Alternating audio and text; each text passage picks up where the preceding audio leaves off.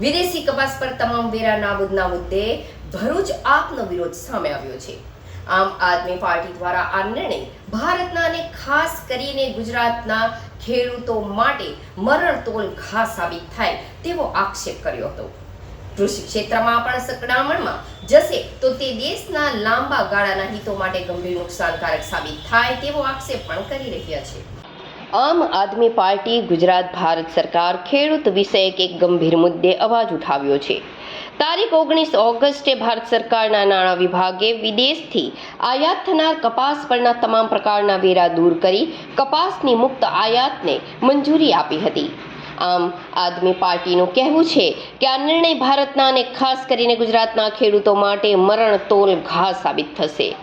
આમ આદમી પાર્ટીના ભરૂચ જિલ્લા પ્રમુખ પિયુષ પટેલની આગેવાનીમાં આપેલા આવેદનપત્રમાં જણાવ્યું હતું કે ભારત હાલમાં પોતાની જરૂરિયાત કરતાં વધારે કપાસનું ઉત્પાદન કરે છે।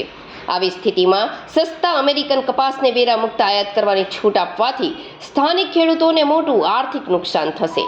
ખાસ કરીને ઓક્ટોબરથી જ બજારમાં સ્થાનિક કપાસ આવવાનો છે, ત્યારે આયાતી કપાસના કારણે ખેડૂતોનો પાક ખરીદનાર કોણ રહેશે એવો સવાલ પણ આમ આદમીએ ઉઠાવ્યો।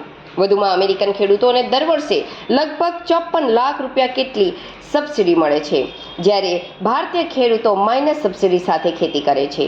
આવી અસમાન સ્પર્ધામાં ભારતીય ખેડૂત કેવી રીતે ટકી શકશે?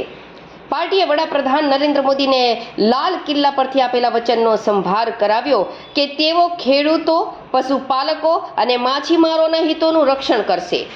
આ નિર્ણય એ વચનના વિરુદ્ધ હોવાનું આપનું કહેવું છે। આમ આદમી પાર્ટીએ સ્પષ્ટ માંગ કરી છે કે કપાસ પરના દૂર કરાયેલા વેરાઓ તાત્કાલિક ફરી લાગુ કરવામાં આવે। જો ભારત સરકાર પોતાના નિર્ણય પર અડગ રહેશે તો આપ ખેડૂતોના હિત માટે સંઘર્ષનો માર્ગ અપનાવશે।